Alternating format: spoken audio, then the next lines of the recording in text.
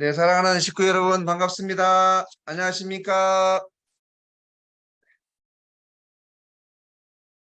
네, 천일국 11년 전력 5월 4일 양력 2023년 6월 21일 우리 남양주 참사랑 가정교회 아침 훈독 정성 9일째를 시작하겠습니다.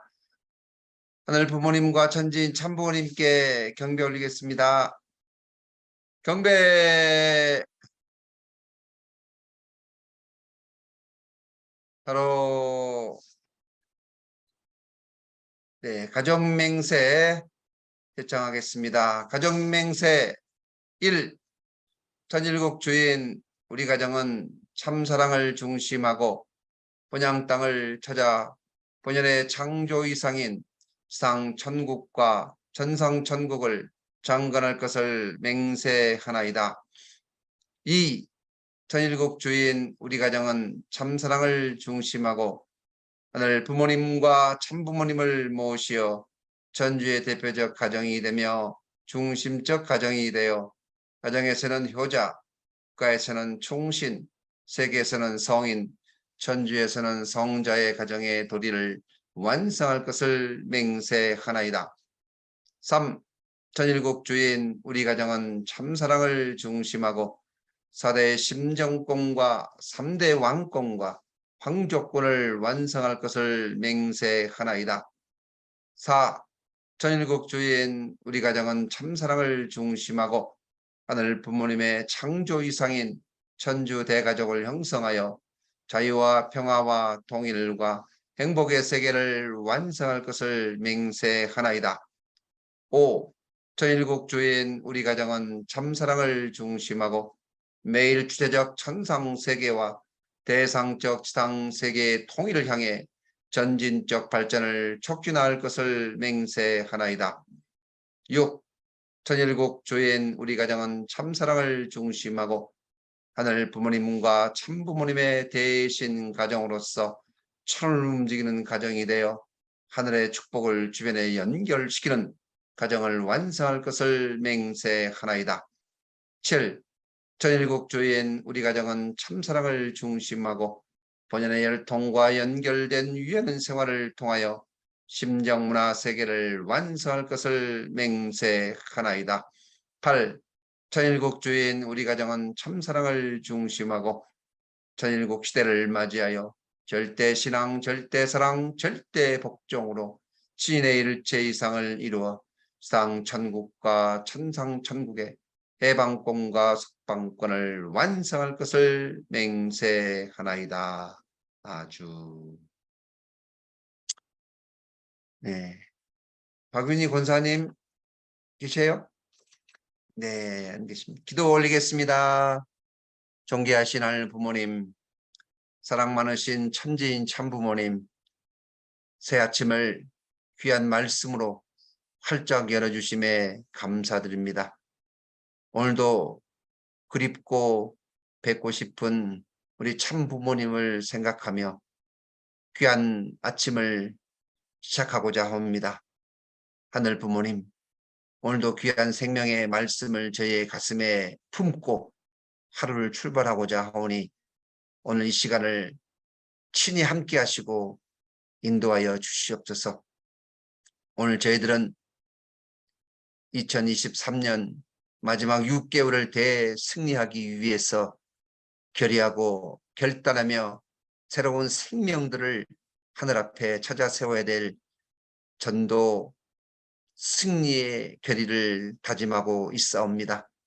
먼저 저희들이 심정적으로 하늘의 사정을 알고 참 부모님의 간절한 심정을 오늘 저희들이 말씀을 통해서 깨닫고 다시 한번 결의하고 결단하는 이 시간이 되고자 하오니 하늘 부모님 함께하여 주시옵소서.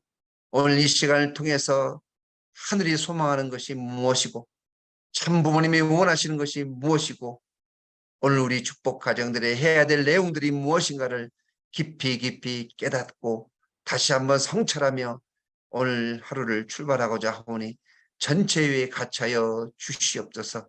오늘 참석한 모든 식구님들 위해 함께하여 주시옵고 주시는 말씀 앞에 저희들이 감사하며 오늘 우리의 삶의 귀한 양식으로 인도하여 주시옵소서. 용정식 대교장님 위에 함께하여 주시옵고 우리 남양주 지단 위에 우리 모든 식구들 위에 그리고 이 시간 참석한 모든 축복 가정들 위에 함께하여 주시옵소서. 참 부모님의 성체 강령하시기를 간절히 빌고 원하오면서 축복 중심가정 박양명의 이름으로 보고하며 아뢰었사옵나이다. 아주. 네, 식구 여러분, 예, 하루가 또 출발하였습니다. 우리 식구님들 건강하시죠? 네, 저는 경기 북부권 워크샵에 용평 리조트에 와 있습니다. 이제 6개월 대승리를 결의하면서 함께 기도하고 정성 들이면서 이제 출발하기 위해서 목회자 부부들이 왔습니다. 우리 식구님들 여기서 뵈니까 더 반갑습니다. 어제 활동하시라고 어떻게 수고 많으셨습니다. 더운 날씨에 활동하셨는데 우리 다혜꽃 집사님 어제 활동 어땠어요? 어제 활동 좋았어요?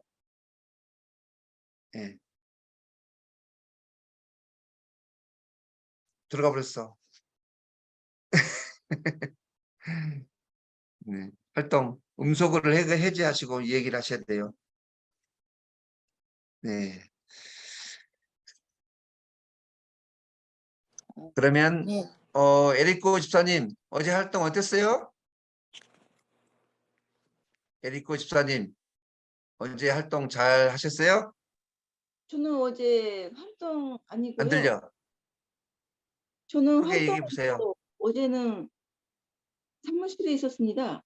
네. 네. 잘 안 들리시는 것 같아. 그러면 김미령 고사님 어제 활동 어땠어요?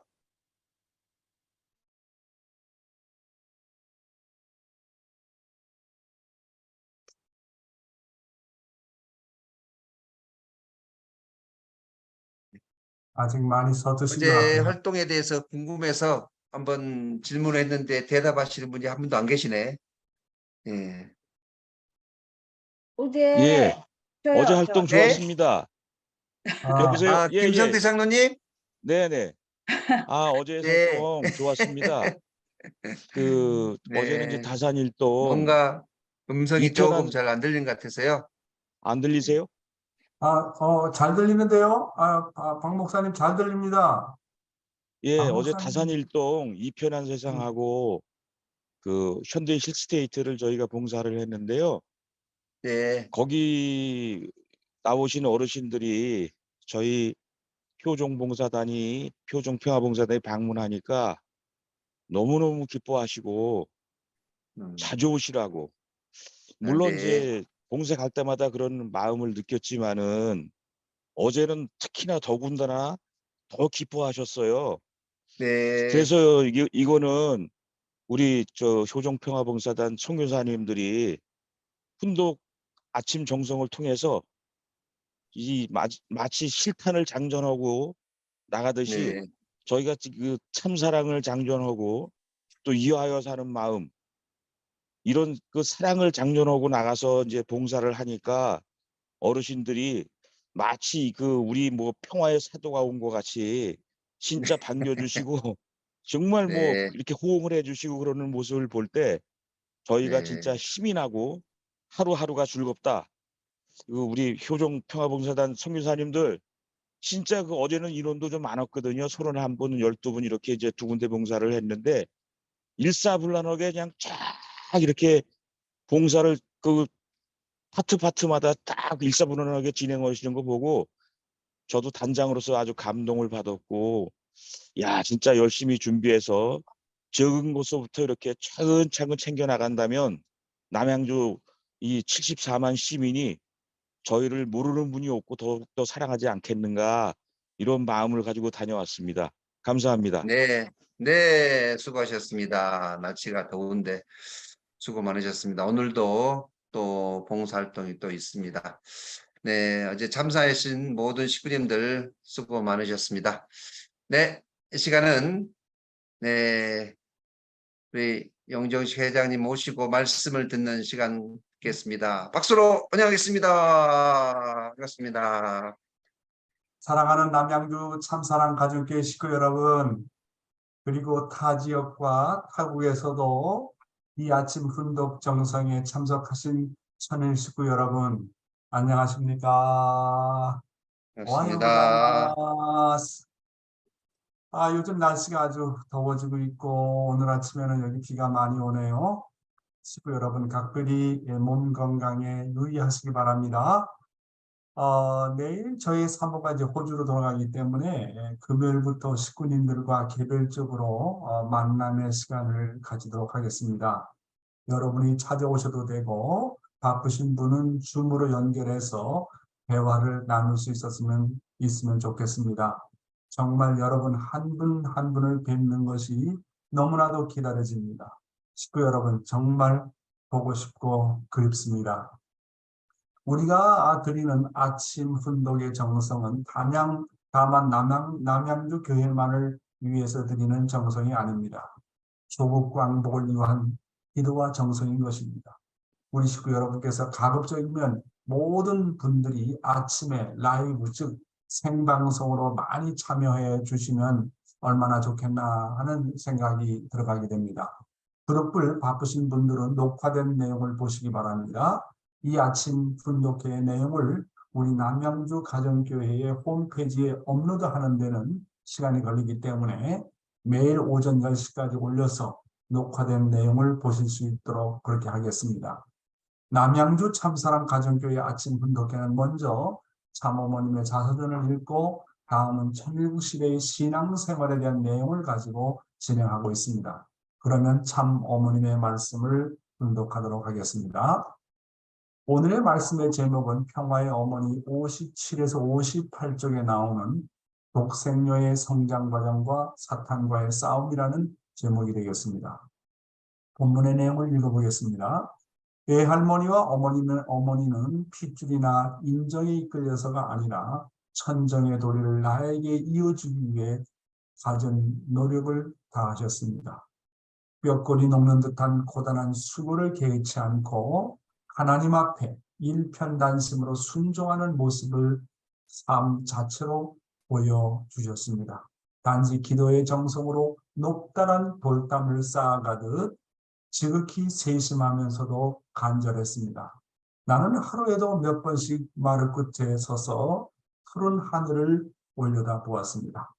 고운 합 서너 마리가 푸른 하늘을 향해 날아가는 모습을 자주 보았습니다.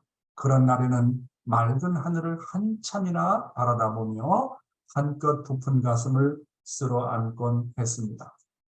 하루는 어머니가 물었습니다. 내가 태어났을 때 어떻게 울었는지 아니? 아기니까 응 하고 울었겠지요.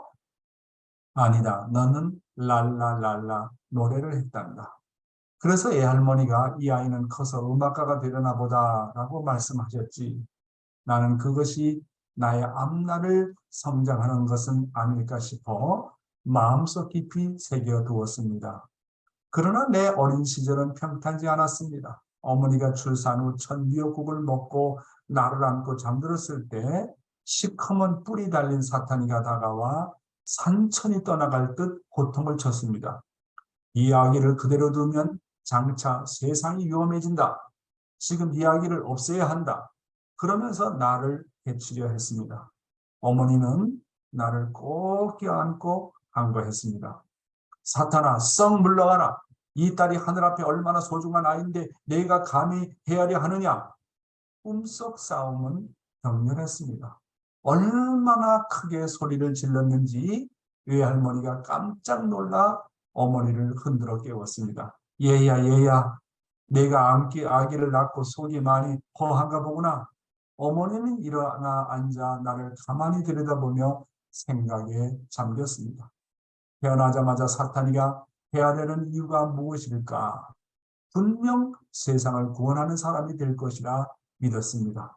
그래서 어머니는 굳게 결심했습니다. 이 아이는 정성을 다해서 키우지 않으면 안 되겠다. 앞으로 세속에 물들지 않게 주님을 위해 깨끗하고 아름답게 길러야겠다. 어머니는 한 달쯤 후에 또 꿈을 꾸었습니다. 이번에는 흰옷을 입은 천사가 하얀 구름을 타고 나타났습니다. 순애야, 그 아기 때문에 걱정했을 것입니다. 그러나 결코 걱정하지 마라. 아기는 주님의 딸이고 너는 유모와 같다. 성심을 다해서 양육하거라. 하지만 사탄은 쉽게 물러가지 않았습니다. 내가 6살이 되어 북한을 떠날 때까지 어머니의 꿈에 흉측한 몰골로 불쑥불쑥 나타나 나를 해치겠다고 온갖 위협을 다했습니다. 어머니는 나를 지키기 위해 꼬박 6년이나 싸웠습니다. 나는 어머니가 들려준 꿈 이야기를 듣고 몹시 궁금했습니다. 왜 사탄은 나를 해치려 그리 애를 쓰는 것일까?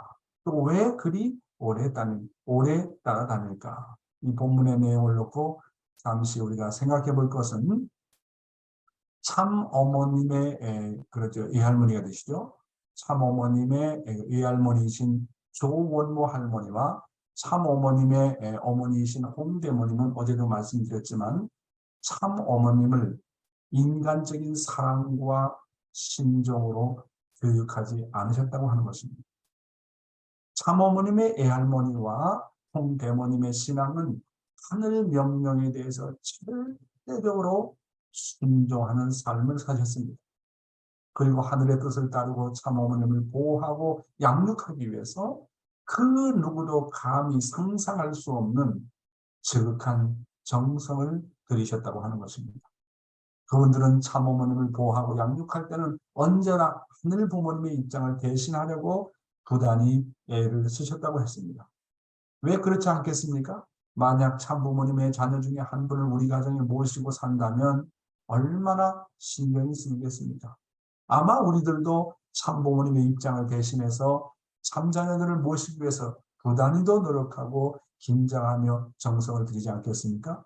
어제도 말씀드렸지만 우리가 축복가정으로서 자라나는 우리 축복 2세와 3세들을 어떻게 교육할 것이냐 하는 것은 조원모 할머니와 홍대모님을 통해서 많은 교훈을 우리가 얻을 수 있는 것입니다. 자, 그러면 어떻게 해야 우리 자녀를 잘 양육할 수 있겠습니까? 그것은 우리가 하늘 부모님과 참 부모님을 대하는 그런 종적인 효정의 마음을 가지고 우리들 자녀들에 대해서 똑같은 효정의 마음으로 우리 자녀들을 잘 모시고 섬겨야 한다는 것입니다. 다시 말해서 자녀들을 종적으로 대하라는 말입니다. 자녀들을 수아 사람으로 대하지 말고 하나님을 모시는 것처럼 부모에게 효를 하는 것처럼 종적으로 윗사람을 모시는 것처럼 하라는 말입니다. 예를 들어서 우리가 어린 효진님과 흥진님을 우리 가정에 모시고 산다면 그분들에게 반말할 수 있겠습니까? 비록 그분들이 어린 분들이라도 우리가 그분들을 정말 어렵게 대해야 되고 인간적으로 생각하지 말아야 되고 늘 효정의 언어, 존경어를 사용하지 않겠습니까? 부모가 자녀를 모시는 마음으로 존경어를 쓰고 정적으로 대하면 그 자녀는 반드시 그 부모에게 존경어를 쓰고 부모를 귀하게 대한다고 하는 것입니다. 자녀에게 반말을 쓴다는 것은 벌써 부모가 자녀를 행적으로 대한다는 말입니다. 내 수아 사람으로 대한다는 말입니다. 이 원칙은 다만 우리 자녀들뿐만 아니라 우리가 누구를 대할 때마다 신분과 나이와 종교와 국적과 인종에 관계없이 하나님의 아들과 딸로 대하면서 정말로 존중하고 존대어를 써야 된다는 것과 마찬가지입니다. 물론 이것은 쉽지 않은 일이겠죠. 자녀 교육에 성공한 사람들을 보면 부모가 한결같이 그의 자녀들에게 존경어를 사용했다는 간증을 많이 듣습니다. 세상 사람들 가운데도 자녀를 훌륭한 자녀로 양육한 가정을 보면 그 가정의 부모들은 그들의 자녀를 대할 때마다 그 자녀들에 대해서 한 사람 한 사람을 하나의 인격체로 대했다고 하는 것입니다. 그러면 원리를 아는 우리들은 어떻게 해야 되겠습니까? 뜻을 아는 우리들은 우리들의 자녀를 하나님의 성상과 형상을 닮은 하나님의 자녀로 대해야 된다는 결론이 나오지 않겠습니까? 하늘의 천사가 홍대모님에게 자주 나타나서 상기시키기를 이 아기는 주님의 딸이고 너는 유모와 같다. 그러니 성심을 다해서 양육하거라 라고 했습니다. 하늘의 천사는 참 어머님을 주님의 딸이라고 지칭했습니다. 여러분, 오늘 우리의 축복의 자녀는 어떤 가치를 지니고 있습니까? 우리 축복 1세들의 혈통의 기원은 타락한 혈통입니다. 그렇지만 우리 축복 자녀인 2세나 3세들은 사탄의 혈통과 관계가 없습니다. 하나님의 직계 혈통이라고 하는 사실입니다. 축복의 1세와 2세에 뭐가 다르냐? 혈통의 기원이 다릅니다. 그래서 우리 축복 자녀들은 축복을 받고 40일 성별도 필요 없고 3일 행사도 필요 없습니다. 왜? 하나님의 직계 혈통이기 때문에 그렇습니다. 우리 축복 1세의 기원은 돌감람 나무이지만 우리 축복 자녀의 기원은 하나님과 참부모님의 직계 혈통인 참감람 나무입니다. 우리 축복 자녀들은 하나님께서 6천년 동안 기다리고 기다렸다가 처음으로 생산해낸 하늘의 황족 혈통입니다. 그런데 우리 축복 자녀 가운데서 자신들이 하나님의 직계 혈통이요 하나님의 황족 혈통이라는 것을 아는 자녀들이 얼마나 되겠습니까? 우리가 잘 알고 있지만 하나님의 복귀 섭리라는 것은 한마디로 혈통복귀입니다. 하나님의 복귀 섭리가 한마디로 혈통복귀라고 하는 것을 생각하게 될 때 우리 축복 자녀의 가치라고 하는 것은 천주와도 바꿀 수 없는 그런 가치를 지닌 자녀들이라고 하는 것입니다. 그런 면에서 볼 때 하늘의 천사가 홍대모님에게 자주 나타나서 상기시키기를 이 아이는 주님의 딸이고 너는 유모와 같다. 성심을 다해서 양육하라고 하신 것과 같이 하나님과 하늘의 천사가 오늘날 우리들에게 우리 축복 가정들에게 그 자녀를 놓고 당부할 것이 있다면 어떤 당부를 하겠습니까? 하늘의 천사가 홍대모님에게 부탁한 것처럼 그런 부탁을 하지 않겠습니까? 너희 자녀는 하나님의 직계 혈통이요 하나님의 황족의 혈통이니라. 그러니 너희들은 그들을 하나님의 아들과 딸로 잘 양육하거라. 너희의 입장은 유모와 같다. 너희들의 혈통의 기원은 타락의 혈통의 기원이지만 너희들의 자녀는 하나님의 직계 혈통이니라. 하나님의 황족의 혈통이니라. 그러니 성심을 다하고 마음을 다하고 뜻을 다하고 정성을 다해서 하나님과 같이 모시고 양육하여라. 이렇게 말씀하지 않겠습니까? 오늘날 축복을 받은 1세들이 우리의 2세들의 자녀들을 정말로 홍대모님처럼 자녀 교육을 했다면 우리 교회는 지금 얼마나 달라지고 놀라운 성장을 했을까 하고 반성하게 됩니다. 지금까지 우리는 우리 자녀들을 내 자신의 자녀로서 그리고 인간적인 방법으로서 길러나왔다는 것을 부인할 수가 없는 것입니다. 그러다 보니 우리 자녀들은 모두 세상을 닮아갔고 세상을 따라갔습니다. 저 또한 저의 자녀들에게 반말을 했고 내 자식을 육신의 자녀로 길렀습니다. 그들에게 함부로 대화내고 함부로 취급했습니다. 저는 이런 관점에서 볼 때 내 자신이 정말 많은 반성을 해야 되겠다. 이런 거를 뒤늦게서야 깨닫고 존댓말을 쓰고 모시려고 하니까 보통 어색한 것이 아닙니다. 다시 한번 말씀드리지만 우리 축복의 1세들은 우리 2세들의 자녀들에 대해서 단지 보모와 같은 입장이라는 것을 우리가 잘 생각해야 됩니다. 우리 자녀들이 아벨입니다. 왜? 우리의 혈통의 기원은 사탄의 혈통입니다. 그러나 우리 자녀들의 혈통의 기원은 하나님이십니다. 참부모님이십니다. 혈통적으로 볼 때 우리 자녀들이 아벨입니다. 우리보다 앞서 있습니다. 그러니까 우리가 모시고 섬겨야 되는 것입니다. 이것을 우리가 정말 온전히 깨닫지 못하게 되면 우리가 자녀 교육에 있어서 실패하게 된다고 하는 것입니다. 하늘 부모님께서 6천년 만에 그렇게 기다려오던 직계 혈통인 하늘의 황족의 혈통을 보았는데 그 직계 자녀들이 자신의 가치를 모르고 세상 자녀들과 놀아난다면 하늘 부모님이 얼마나 서러워하시겠습니까? 아담과 헤와가 종이었던 천사장과 타락했던 것보다 더 슬퍼하시지 않겠습니까? 그런 생각이 듭니다. 이런 면에서 지금까지 통일교에서 지도자의 역할을 해왔던 저부터 정말로 회개하고 반성해야 된다고 보는 것입니다. 그래서 우리는 우리 자녀들에게 그들이 어렸을 때부터 혈통 교육을 잘 시켜야 됩니다. 그리고 모세의 어머니였던 요게벳처럼 선민 교육을 시켜야 됩니다. 그리고 우리 모두가 모세의 어머니와 같이 요게벳이 되고 홍대모님이 되어서 우리 자녀들을 잘 교육하지 안 된다고 보게 되는 것입니다. 천국 시대의 신앙생활에 있어서는 오늘은 이 시간에는 하나님이 인간에게 만물을 주관하라고 하신 이유에 대해서 사마버님의 말씀을 중심 삼고 공부하는 시간을 갖도록 하겠습니다. 먼저 본문의 내용을 읽어보겠습니다. 하나님이 인간에게 만물을 주관하라고 하신 이유. 하나님께서 인간에게 만물을 주관하라고 축복하셨습니다. 그러면 어찌하여 인간을 지어놓고 만물을 주관하라고 축복하셨던고? 지으신 하나님께서 직접 주관하지 않으시고 인간을 세우시어서 우리를 세우시어서 만물을 주관하라고 축복하신 원인은 어디에 있는고? 그것은 하나님께서 천지 만물을 창조하실 때 심정을 인간에게 알게 하기 위함이었습니다. 심정입니다. 심정을 인간에게 알게 하기 위함이었습니다. 그래서 우리로 하여금 만물을 주관하라고 축복하셨다는 것을 우리는 알아야 되겠습니다. 하나님께서 만물을 지으신 사정과 심정을 우리 인간들로 하여금 치유하게 하기 위해서 만물을 주관하라고 하는 축복을 주셨던 것입니다. 하나님께서는 인간에게 만물을 주관하라고 축복하셨습니다. 방금 도 읽었죠. 그래서 여기서 이 내용을 놓고 우리가 생각해 봐야 될 것은 하나님께서는 천지 만물을 창조하시고 나서 인간에게 만물을 주관하시라고 하신 이유는 뭔가? 그것은 하나님께서 온 우주와 인간을 창조할 때에 하나님의 사정과 심정을 인간에게 알기 위함이라고 참부모님은 말씀하시고 계십니다. 인간이 만물을 주관하기 위해서는 온전히 성장하는 과정을 통해서 만물을 대하며 하나님의 창조의 심정을 치유하지 않으면 안 된다는 말씀입니다.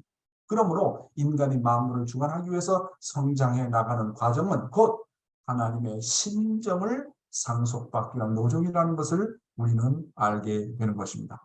그런데 참부모님의 말씀을 보면 하나님의 심정이라는 것은, 심정상속이라는 것은 그냥 되어진 것이 아니고 반드시 하나님의 창조 섭리에 동참하는 과정을 거쳐야 된다고 말씀하셨습니다.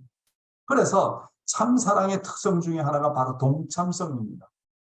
하나님의 섭리에 동참하지 않으면 만물의 주인이 될 수 없다고 하는 것입니다. 그리고 두 번째가 하늘의 창조 섭리에 동참하는 과정을 통해서 결국 참사랑을 상속받게 된다고 하는 것입니다. 이것이 바로 인간 책임 분담인 것입니다. 하나님의 창조 섭리에 동참해서 하나님의 심정을 상속받게 되면 다음 단계는 하나님과 같이 제2의 창조주의 자격이 부여되는 동의성을 갖게 됩니다. 다시 말하면 하나님과 같이 제2의 창조주의 자리에 같이 서게 된다고 하는 것입니다. 하나님과 인간의 위치가 같게 된다는 뜻입니다.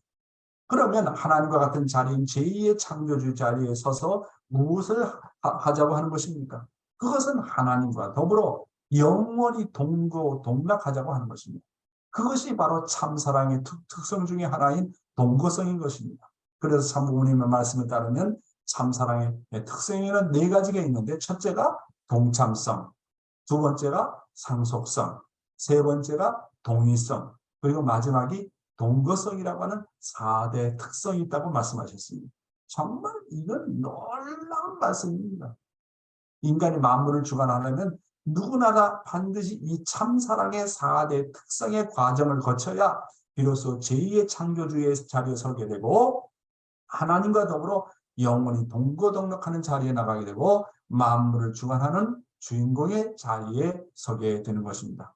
여기서 참부모님 말씀 가운데 중요한 것은 만물에 대한 주관은 그냥 외적인 주관을 얘기하는 것이 아니라 심정적인 주관을 의미한다고 말씀하셨습니다.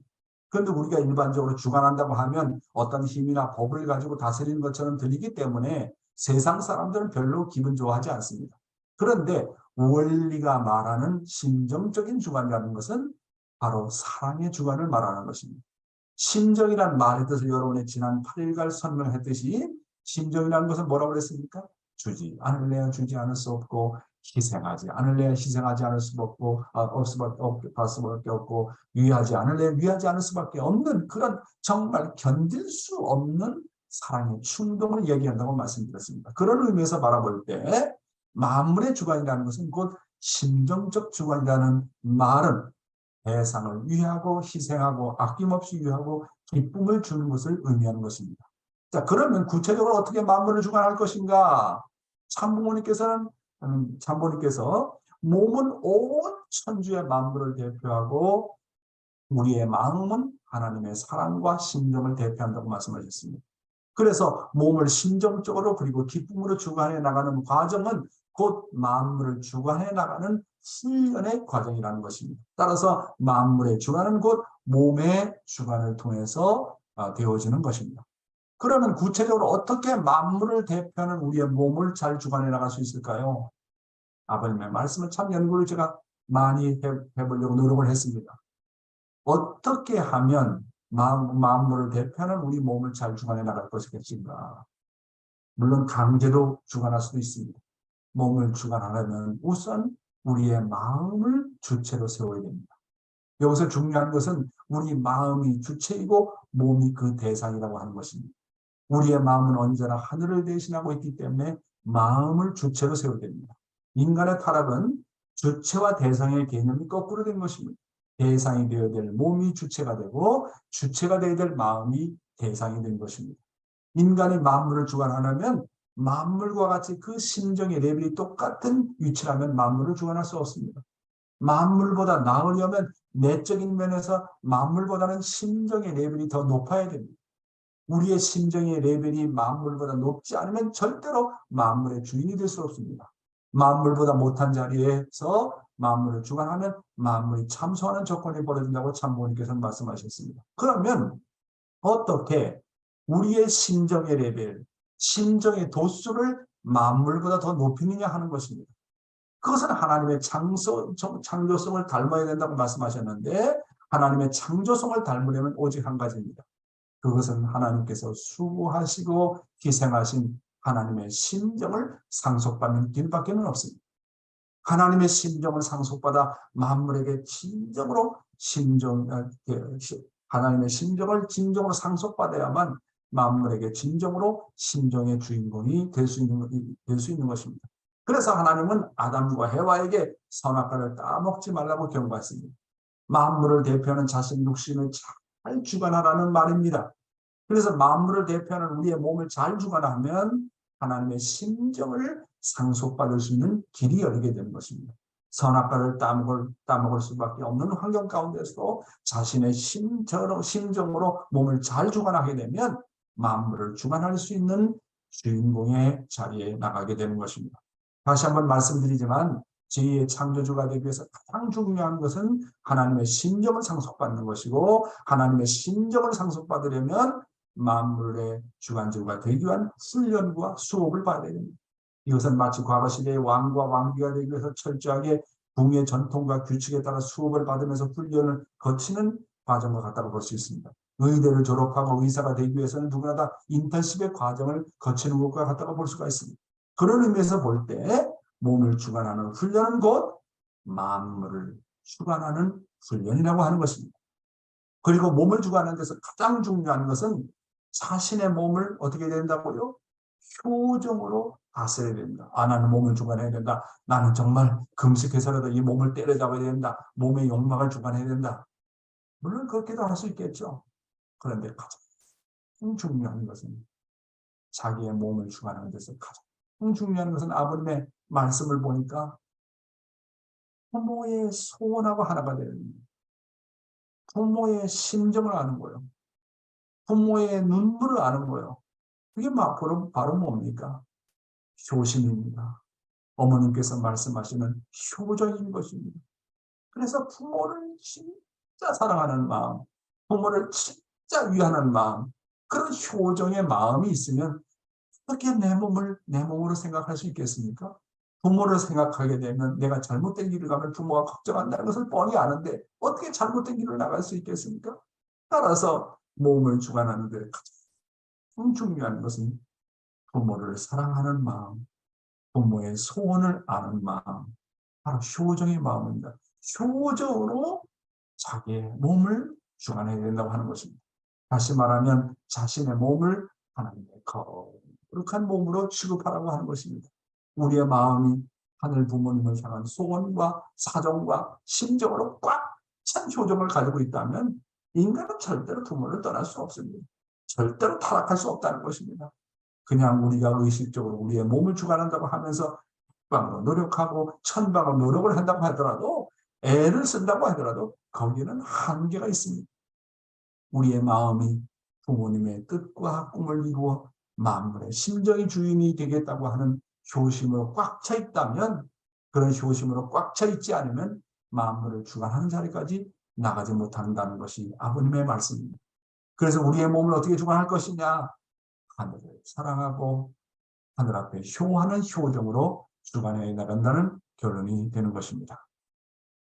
자, 다음 내용 읽어보겠습니다. 그런데 아담과 해와는 자신들의 주인이 하나님이심을 알고 하나님의 말씀에 의지하여 지키려고 하는 것을 지키고 만물에 대한 자기들의 의식이 높아가는 정도에 따라 하나님께서 만물을 지으실 때 느끼시는 미의 감정과 사랑의 감정과 만물을 붙들고 기뻐하시는 심정을 체휼하여 만물을 사랑하고 만물 앞에 하나님의 대신적인 입장에서 기뻐해야 했음을 불구하고 그들은 하나님의 창조 심정을 그들은 하나님의 창조의 심정을 체휼하려는 입장을 떠나 난데없는 사탄의 유혹, 즉 천사의 유혹으로 말미암아 느껴서는 안 될 심정을 느끼고 허락하지 않는 곳에 발을 들어놓아 타락을 저질렀다는 것을 우리는 알아야 되겠습니다. 사랑하는 식구 여러분, 무엇보다도 중요한 것은 뭡니까? 아담과 해와가 만물의 주관주가 되기 위해서는 하나님의 심정을 상속받아야 된다 그랬죠? 그런데 하나님의 뜻을 상속받으려면 무엇이 제일 중요하다고 생각합니까? 제일 먼저는 하나님의 뜻과 소원과 사정과 심정을 알아야 됩니다. 하나님의 뜻과 소원과 사정과 심정을 확실하게 알지 않으면 하나님의 심정을 채우라는 단계까지 나갈 수 없다고 하는 것입니다. 그리고 하나님의 심정을 채우라는 자리까지 나가지 않으면 만물을 주관할 수 있는 주인공이 될 수 없다는 참부모님의 말씀입니다. 그래서 신앙은 치율입니다. 신앙은 머리로만 이해하는 관념적인 것이 아닙니다. 사랑하는 식구 여러분, 하늘 부모를 모시는 것이 관념입니까? 하늘 부모님의 심정을 느끼는 것이 관념입니까? 하나님이 관념입니까? 여러분의 심정이 관념입니까? 여러분의 부부가 관념입니까? 여러분의 자식이 관념입니까? 실제입니다. 실제. 마음으로 느끼고 몸으로 체휼해야 됩니다. 그래서 신앙이라는 걸 하는 것은 체휼로서만이 깨달아진다고 하는 거예요. 경험으로서만이 체득이 된다고 하는 사실입니다. 우리가 신앙생활에서 지치는 것은 우리의 신앙이 관념에 멈추기 때문입니다. 의식에 멈추기 때문입니다. 습관에 멈추기 때문입니다. 그리고 기존에 우리가 해왔던 전통에 멈추기 때문입니다. 그래서 유대 민족이 예수를 기존 형식의 율법의 얽매에서 예수를 알아보지 못하고 죽였습니다. 다시 말하면 심정 단계까지 못 갔다는 거예요. 의식이 존재하고 형식이 존재하고 관념이 존재하는 목적은 결국 심정 단계까지 가자는 거예요. 심정 단계까지 가게 되면 어떻습니까, 여러분? 체휼의 단계까지 가게 되는 것입니다. 하나님을 심정적으로 체휼하는 단계까지 못 가다 보니까 모두 위선하는 신앙을 하지 않습니까? 따라서 신앙은 심정적으로 체휼하는 단계까지 못 나가면 모두가 외식하는 신앙으로 멈춰지게 되는 거예요. 하나님을 모시는 시대가 되었다고 하는 것은 하나님이 더 이상 관념이 아니라 심정으로 그리고 체휼로 느끼면서 섬기라는 것입니다. 그래서 우리가 하나님의 심정을 상속받고 체휼하기 위해서는 하나님의 창조 섭리에 직접 동참하고 경험하여 봐야 됩니다. 참부모님께서 우리에게 심정적 메시아 사명을 하라고 하는 것은 그동안 참부모님이 이룩 하신 모든 승리권을 몸소 채우라고 상속받으라고 하는 것입니다. 그런 의미에서 생각이 될 때 하나님과 참부모님의 심정을 상속받으면 반드시 참부모님께서 섭리하시는 내용에 동참해야 한다고 하는 것입니다. 그래서 우리가 동참했다고 하는 지극히 적은 조건을 인해서 만물의 주인공 자리에 서게 된 것입니다. 하나님의 섭리에 동참하고 참부모님의 섭리에 동참함으로써 하나님이 인간과 만물을 창조하실 때, 그리고 인간을 위한 복귀점을 위해서 하나님이 얼마나 투입했고 얼마나 수고하시고 얼마나 희생하셨는지를 알게 되는 것입니다. 자식이 부모의 심정을 상속받아야 부모와 정이 들고 하나가 되지 않겠습니까? 그러면 그런 부모의 수고와 희생과 피와 땀과 눈물을 알기 위해서 자식으로서 가장 중요한 것이 뭘까요?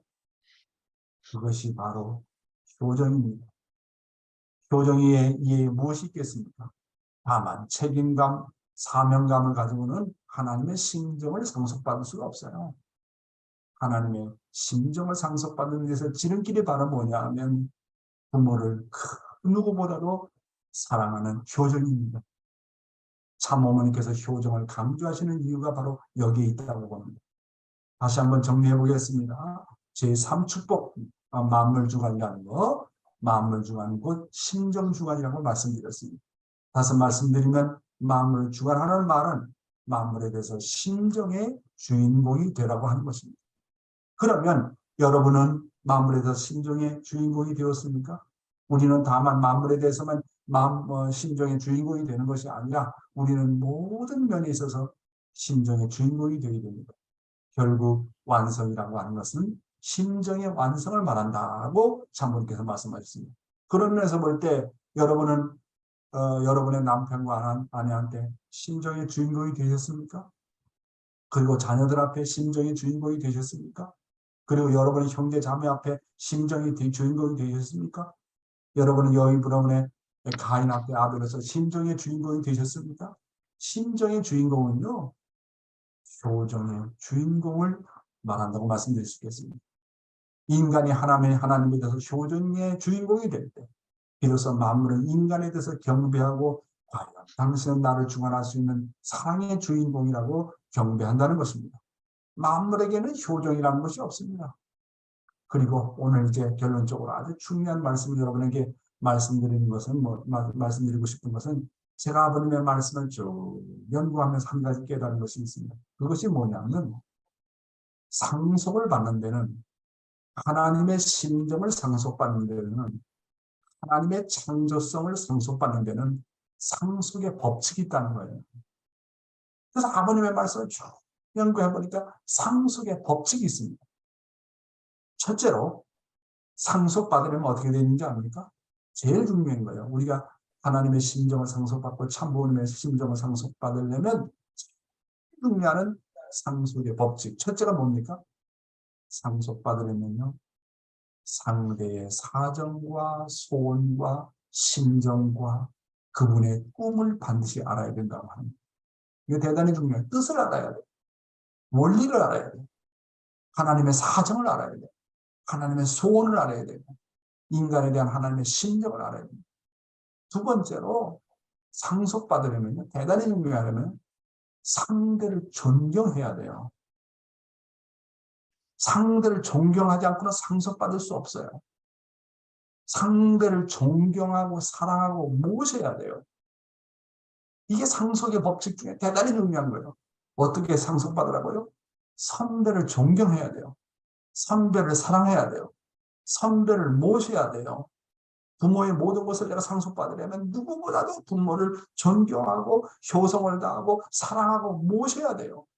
다시 말하면 효정을 가져야 된다고 하는 거예요. 세 번째로 대단히 중요한 겁니다. 상속의 법칙이. 상속받으려면 상속하려는 사람보다 더 나아야 돼요. 자식이 부모보다 나을 때 그 상속은 자동적으로 나아지는 것입니다. 따라서 인간이 하나님보다 낫다 하고 하는 입장에 나갈 때 진정한 상속이 벌어지는 겁니다. 언제 상속이 벌어지느냐? 축복 과정으로서 우리가 참부모보다 나으면 상속이 벌어지는 겁니다. 내 자식이 나보다 나으면 상속이 벌어지는 거예요. 축복의 2세가 축복의 1세보다 나은 상속이 벌어지는 거예요.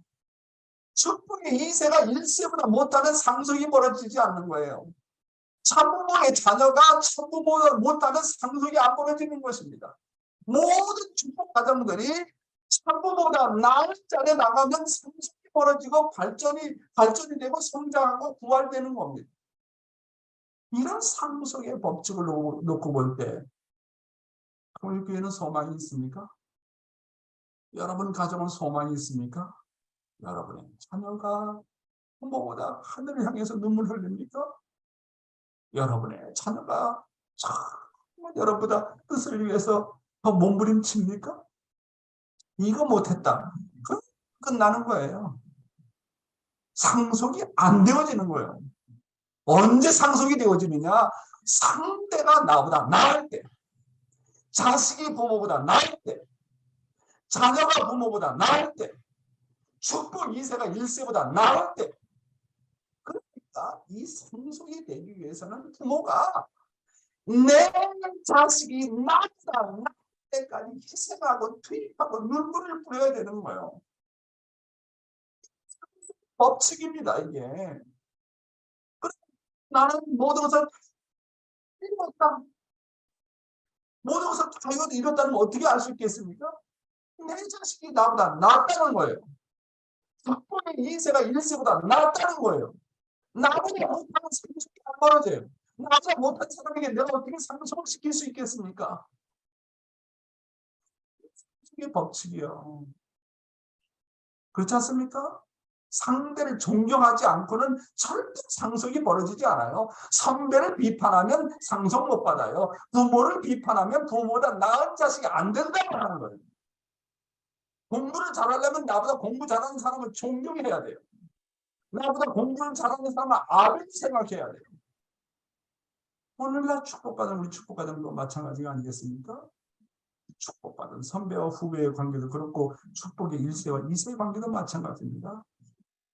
그래서 교회가 발전하려면요, 축복 2세들이 1세를 존경해야 됩니다.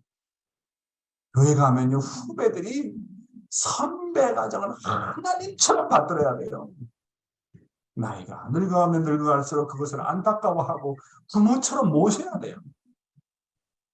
그 교회는 반드시 잘 돼요. 나이가 먹었다, 노인들이다, 무시하면 안 돼. 그 교회는 하나님 떠나는 거예요. 교회가 성장하려면 반드시 교회에서 선배가 정도는 잘 모시고 축복의 2세는 축복의 1세는 하나님처럼 떠받들어야 상속이 되어진단 말이에요. 함부로 선배 가정을 비판하거나 혹은 2세가 1세를 다만 비판하는 자리에 서게 되면 선배만큼 못 됩니다. 결국 자신도 심판받게 되는 것입니다. 2세가 1세를 비판하면 절대로 그 2세는 1세만 못하게 된다는 것을 우리는 분명히 알아야 됩니다.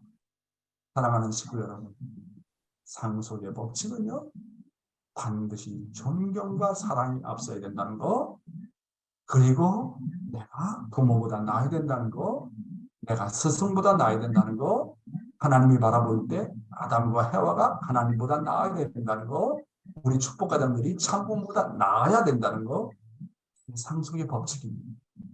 네 번째로 상속의 법칙은 반드시 동참해야 돼요.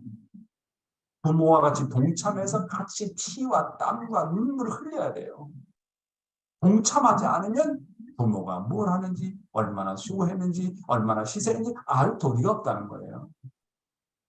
상속의 법칙.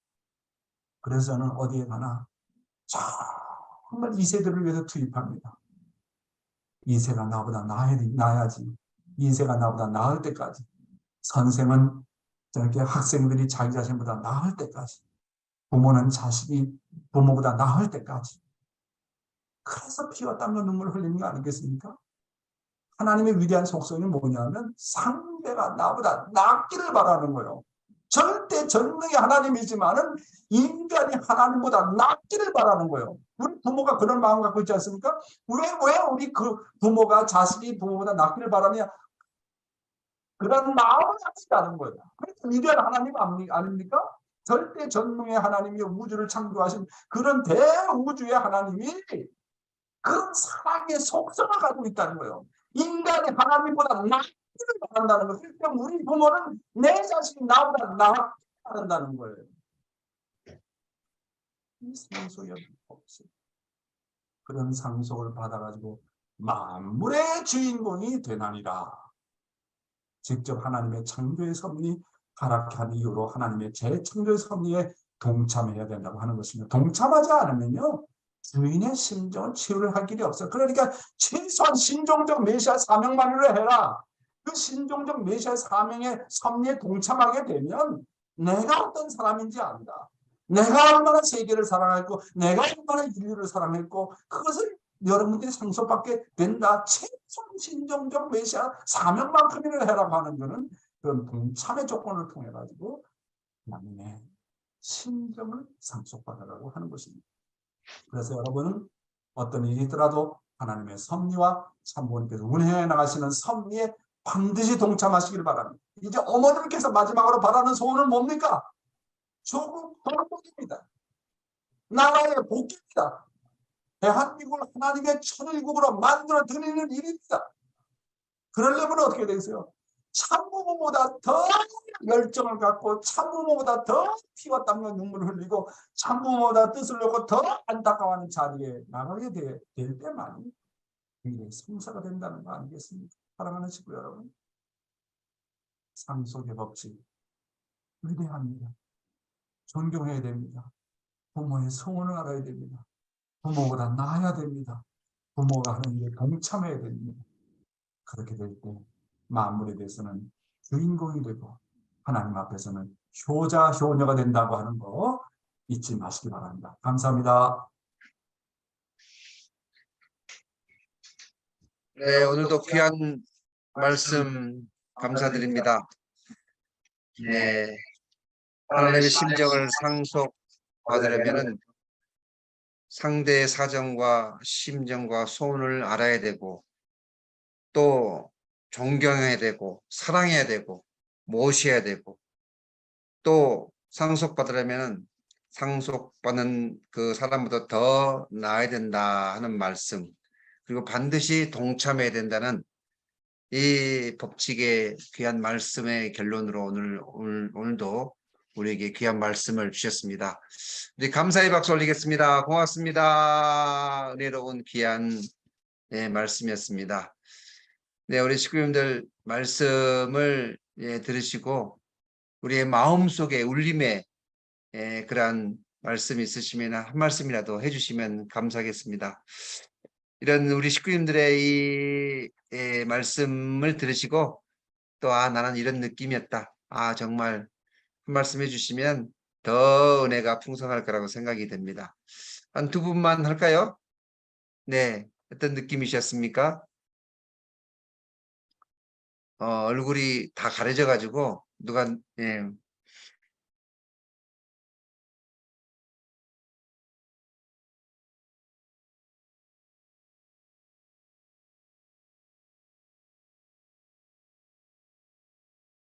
우리 저기 2세 동력 씨, 권동력 씨 한번 소감 발표 한번 해보세요. 네. 이제 만물을 주관하라고 하나님께서 하셨는데 그 전에 이제 저 스스로에 대해서 이제 마음과 몸을 주관하는 것이 가장 이제 우선시 되어야 한다는 말씀이 일단은 와닿았던 것 같습니다. 그리고 이제 심정에 대해서 이제 상속하려는 사람보다 하나님보다 더 나아야 한다는 말씀이 되게 또 기억에 남아서 하나님보다 그리고 참 부모님의 어떤 그 사랑보다 더 큰 사랑을 할 줄 알고 더 깊은 심정을 가진 사람이 되어야겠다는 생각을 했고 그렇게 되면 하나님이나 참 부모님도 이제 더 기뻐하시겠다라는 생각을 했습니다. 아이요, 예, 네, 잘하셨습니다. 맞습니다.